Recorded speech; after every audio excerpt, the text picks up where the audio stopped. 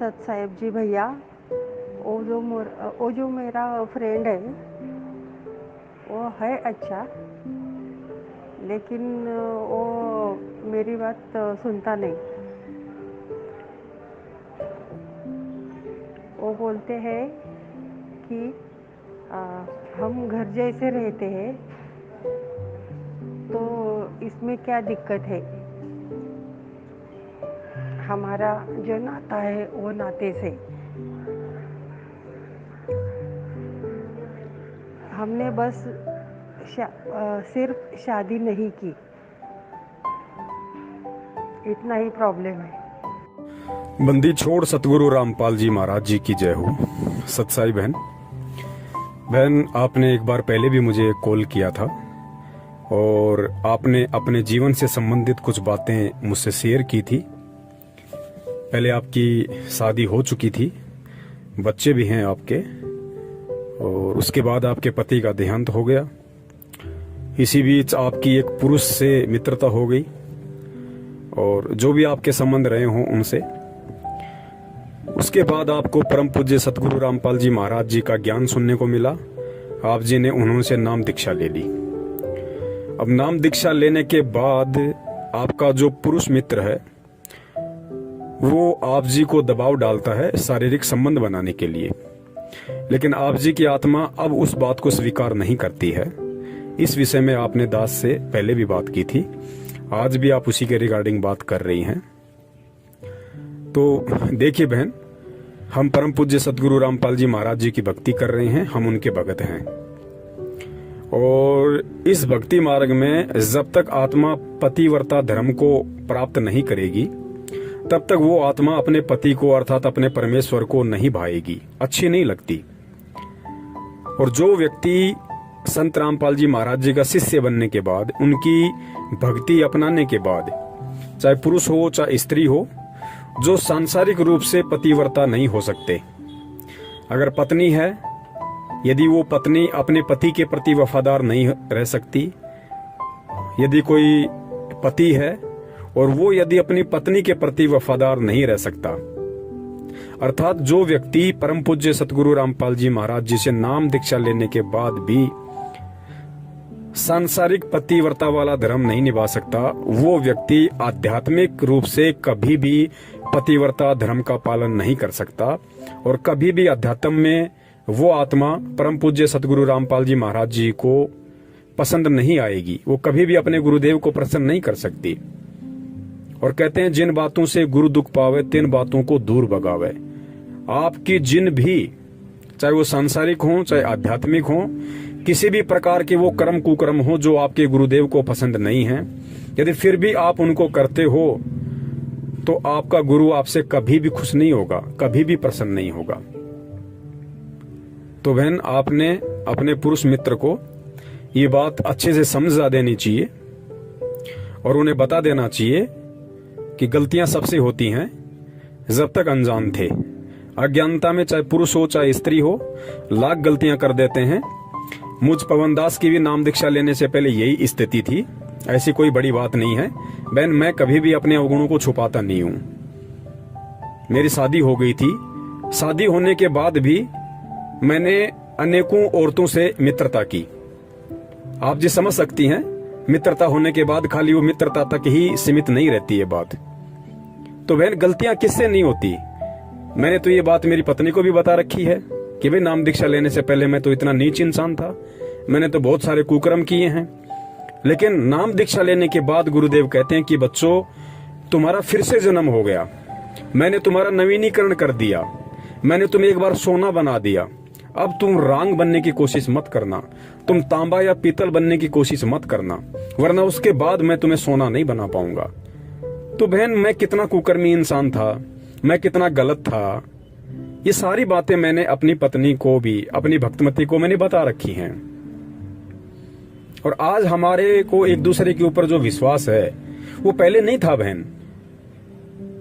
तो गलतियां सबसे होती हैं बहन, लेकिन भगवान मिल गया, भगवान ने हमें जानकारी करवा दी, हमें ज्ञान दे दिया, हमें इस मानव जन्म का जो लक्ष्य है, जो टारगेट है, हमें वो बतला दिया, हमें उस दिशा की तरफ आगे बढ़ने के लिए एक रास्ता दे दिया, इशारा दे दिया। अब बहन हमने उन पुराने कुकर्मों में नहीं धंसना है। अब यदि हम वो गलती करेंगे, क्योंकि परमेश्वर ने नाम दीक्षा देते ही ये वचन दे दिया कि बेटा धीरे धीरे धीरे धीरे मैं तेरे सारे वो कुकर्म, तेरे सारे अपराध, तेरे सारे पाप कर्म क्षमा कर दूंगा। जैसी तू भक्ति करेगा उस हिसाब से मैं धीरे धीरे तेरे पिछले इतिहास के सारे कुकर्म के जो काले पन्ने हैं मैं उनको साफ कर दूंगा, बशर्ते तू ये नाम दीक्षा लेने के बाद, ये ज्ञान लेने के बाद आगे किसी भी प्रकार का वो कुकर्म ना करे। तो बहन हम ऐसी गलती अब क्यों करेंगे? जो कर्म हमारे प्रयत्नों से असंख्यों जन्म नहीं कट सकते थे, वो पाप कर्म परमात्मा ने नाम दीक्षा देते ही हमें आश्वासन दे दिया, विश्वास दिला दिया कि बेटा धीरे धीरे करके मैं तेरे सारे पाप कर्मों को काट दूंगा। अब तू आगे अपनी भक्ति कर और मेरी मर्यादाओं में रह। तो बहन अब नाम दीक्षा लेने के बाद में पहले यदि कोई बहन थी और यदि उसका किसी पुरुष से संबंध था तो आगे उसने उस संबंध को बिल्कुल समाप्त कर देना चाहिए। और यदि कोई पुरुष था, उसका यदि किसी स्त्री से कोई संबंध था तो उसको अब वो संबंध बिल्कुल समाप्त कर देना चाहिए। उन्हें समझा देना चाहिए अच्छे से, प्यार से, और एक भाई बहन का रिश्ता कायम कर लेना चाहिए। अगर सामने वाला समझदार होगा तो उस चीज को एक्सेप्ट कर लेगा। अगर नहीं करता है तो हमने उसका किसी भी क्रिया में, उसका किसी भी बात में किसी भी प्रकार से कोई भी समर्थन नहीं करना है। और अगर ज्यादा जोर जबरदस्ती करता है तो उसके लिए आप जी कानून का सहारा ले सकती हैं। तो अब हम सतगुरु की शरण में हैं और सतगुरु की शरण में आने के बाद में अब हमने बिल्कुल भी गंदगी में पांव नहीं देना है। तभी हमारा परमात्मा प्रसन्न होगा, तभी हम इस भक्ति मार्ग में कुछ हासिल कर पाएंगे, कुछ प्राप्त कर पाएंगे। तो बहन हमें बहुत सोच समझ के एक एक कदम हमने फूक फूक के इस भक्ति मार्ग पे अब रखना होगा। और जाने अनजाने में यदि मन में ऐसा कोई दोष उत्पन्न हो जाता है, ऐसे कोई भाव आ जाते हैं, क्योंकि हम काल के लोक में रहते हैं, पांचों विकार यहाँ सबके अंदर हैं। और गुरुदेव कहते हैं कि बच्चों ये पांचों विकार कभी भी नष्ट नहीं होंगे, ये डाइल्यूट हो जाएंगे, निष्क्रिय हो जाएंगे, वो भी ये भक्ति करते रहने से। तो ऐसा यदि किसी विकार के दबाव के चलते मन में ऐसे कोई दोष आ जाते हैं तो उसके लिए हम जो भी जाने अनजाने की गलती होती है हम परमात्मा से क्षमा याचना करें और आगे से कोशिश करें कि दोबारा से हमारे अंदर वो भाव ना उत्पन्न हो। तो बहन अब आपने किसी भी प्रकार से आपके पुरुष मित्र को सहयोग नहीं करना है, आप उन्हें अच्छे से समझा दीजिएगा। अगर वो समझते हैं तो अच्छी बात है, अगर नहीं समझते हैं तो आप उनसे अपना बिल्कुल रिश्ता समाप्त कर लीजिएगा। अब यदि आपका कोई मित्र है, आपका कोई भाई है, आपका कोई पति है, आपका कोई रिश्तेदार है, आपका कोई परमेश्वर है असली मायने में, तो वो आपका गुरु है, आपका सतगुरु है। और यदि उसके बाद भी वो नहीं मानते हैं, आपको किसी भी प्रकार से दबाव देते हैं, फोर्स करते हैं, डराने की कोशिश करते हैं, तो बहन आप निर्भय होके और अपने गुरु पे विश्वास रख के आप जी कानून का सहारा ले सकती हैं। और उन्हें बता दीजिएगा कि आइंदा ना मुझे फोन करें, ना मुझसे मिलने की कोशिश करें। तो जरूर परमात्मा हमारे साथ में है, क्योंकि बहन जब हम परमेश्वर के आश्रित होकर और किसी भी प्रकार की जो गंदी सोच है, गंदी इच्छाएं हैं, कुकर्म हैं, जब हम उनको त्यागने की सोच लेते हैं तो परमात्मा उसी क्षण हमारे साथ हो जाता है। परमात्मा बहुत सारे रास्ते खोल देता है और भगत को उस गंदगी से परमात्मा हाथ पकड़ के बाहर निकालता है। ये 100% श्योर है, इसमें कोई झूठ नहीं है, सत्य है ये। तो आज के बाद क्योंकि नाम लेते ही आप एक पवित्र आत्मा हो जाती हैं और इस पवित्रता पे किसी भी प्रकार का कोई भी लांछन, कोई भी कलंक, कोई भी दाग धब्बा ना लगे, इसके लिए हम कोशिश करें कि हम परमेश्वर को ही अपना सब कुछ बना लें, अपना पति, भाई, बंधु, माता, पिता।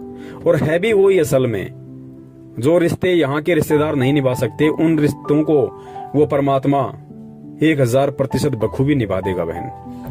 वो सारा आश्रय देता है, सारा प्यार देता है परमात्मा, जो यहाँ के रिश्तों से नहीं मिलते। तो आपने यदि परम पूज्य सतगुरु रामपाल जी महाराज जी की भक्ति करनी है, आपने यदि सतलोक की प्राप्ति करनी है और अपने गुरु के दिल में विशेष जगह बनानी है, तो बहन आपने बिल्कुल पतिव्रता धर्म का पालन करना पड़ेगा, चाहे सांसारिक हो चाहे आध्यात्मिक हो। और जब तक हम दो नाव में पैर रख के चलेंगे बहन, हम कभी भी अपनी मंजिल को प्राप्त नहीं करेंगे। कभी न कभी हमारा पैर जरूर फटेगा। सत साहिब, जय हो बंदी छोड़ की।